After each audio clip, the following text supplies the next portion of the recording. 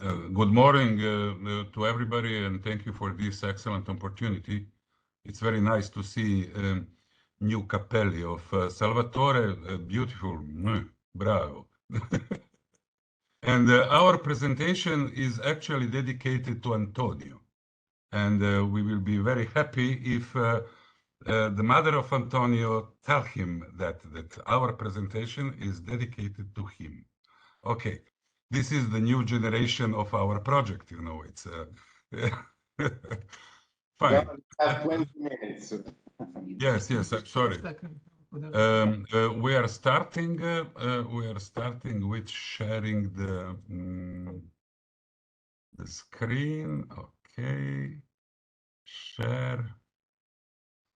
I suppose you can see our presentation now and slideshow from beginning. Okay.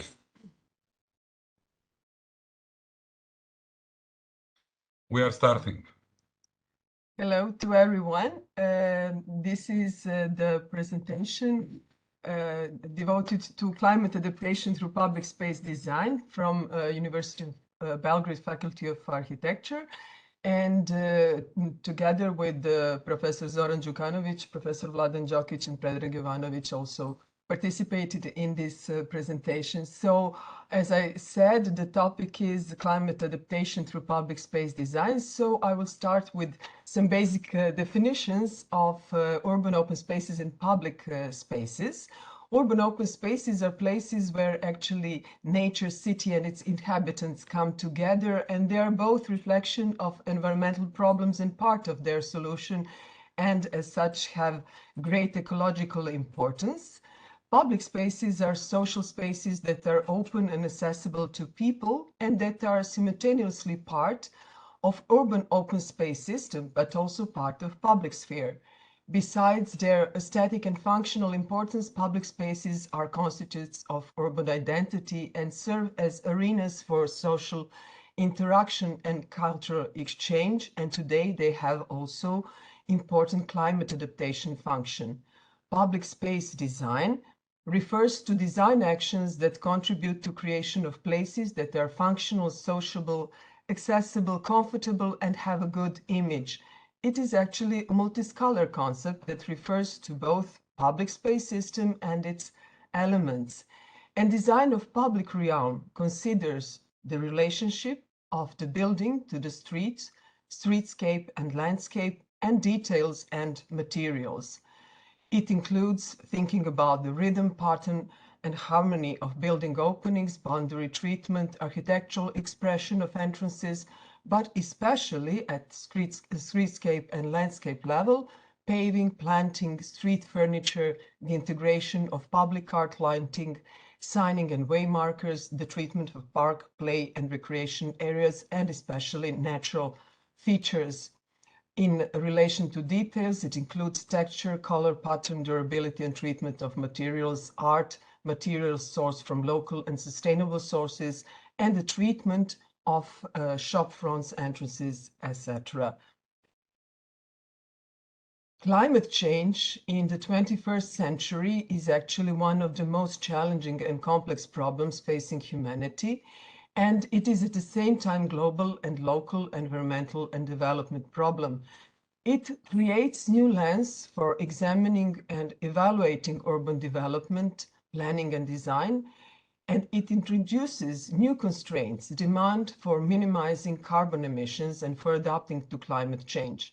But it also opens new opportunities for cities to improve different environmental features and to become better places to live and invest. And there are two main domains of action: climate change mitigation, which refers to actions on reducing greenhouse gas emissions in order to limit future climate change, and what this lecture today is especially about, adaptation to climate change, which refers to changing the way our environments and societies are shaped and managed in response to the impacts of climate change on buildings, infrastructure, ecosystems, human comfort, and health. Urban areas are especially vulnerable to the impacts of climate change due to both their high population density and physical structure. And urban built environment is not only exposed to climate change risks, but also has an impact on it due to urban heat islands and some other effects. Climate change adaptation is a complex problem, which is linked to other domains of human life and actions. And it is also not only an environmental problem, but it is also about capacity of individuals and communities to respond to risk and to threats, and how we both create and respond to change and sustain development in balance with nature. Climate adaptation policies and measures recognize public and open spaces as important action area, due both to their vulnerability and their potential to respond to various climate-related issues. And this adapting to climate change through public space design requires a shift in mindset from fragmentary and problem-solving way of thinking towards integral, systemic, and proactive one. Climate change impact on cities can be analyzed in relation to three main exposure units. These are building integrity, urban green spaces, and human comfort and health in urban areas that is also threatened by climate change due to the rising temperatures and more intense rainfall events with associated flooding. In this regard, main action areas and main adaptation policies and measures related to public space design and treated through systemic actions in combating these issues are flood, overheating, droughts, and water management. And in relation to climate-sensitive public space design, green and blue infrastructure and treatment of built structure is essential.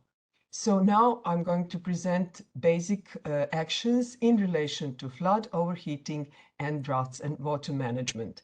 Adaptation to flooding includes safeguard of land holistic approach, creation of hard, permanent flood defense, but also reduction of flood risks, use of sustainable drainage systems, good quality green infrastructure, provision of temporary water storage capacity, upland, lowland storage and planning to reduce runoff, diversion of flood flows away from vulnerable areas. And as we can see from this picture, from climate change adaptation by design, a guide for sustainable communities, it can be achieved at three special levels, three scales: conurbation, catchment scale, neighborhood scale, and building scale. And you can see in this presentation, and you can use it also to see a variety of actions and measures that can be implemented when adapting to flooding. I will just present some of them. Conventional flood control design focus narrowly on the efficient conveyance of water with little regard for environmental resource planning and natural processes. Integral approaches to flooding in open space design utilizes an integrated planning process that requires that all the significant hydrologic, geomorphologic, ecologic, social, and economic factors have to be considered. And we can see it as an example in this Confluence Park project, where this integral approach to managing floods and designing water areas are implemented. Providing space for water is the philosophy that was implemented in Kreuzberg, Hanover, Germany, at systemic level of the new ecological neighborhood, but also in a variety of details, implementing rainwater reservoirs, retention areas, bioswales, and rain gardens, all over the new ecological neighborhood. So here we can see at the system level and in more detailed level how these actions were implemented. But one of the most famous examples is Water Square in Rotterdam, example of the change of mindset in relation to how we treat water in densely populated urban areas. and it includes a variety of surfaces that actually collect water but are used for different functions. In this example, for sports and for gathering of people from nearby schools and other buildings. And collection of water is actually from rooftops and from other surface areas. And this, as a consequence, has a change of scenery of new water squares that happens during different seasons, during summer, during winter, during autumn and spring. We have not only collecting water or absence of water, but the image of the square changes too. Adaptation to overheating includes good quality green infrastructure, making blue space accessible, shading and orientation, passive ventilation, cool materials. And it can be also done and implemented at different scales, at conurbation, neighborhood scale, building scale, and you can see it here which of these measures is related to which scale. Conventional approaches to overheating includes choice of technical solutions, shades, greenery, bodies of water, but also integral approach to overheating recognize overheating as a part of actions for enhancing living conditions in city, and formation of connected, functional, attractive, and accessible green and blue system is essential. And we can see some examples, beautiful examples from Nicosia and from Belgrade of shading. And of course, some new examples from, these were traditional, but this is new also from Nicosia. And another measure is to make blue space accessible. Increasing humidity can be done through design with water, and different forms of presence of water can be implemented in public spaces. And here we can see some examples from Expo 92 in Lisbon. And this opened up possibilities for a creative approach in public space design that actually contributes to adapting to climate change.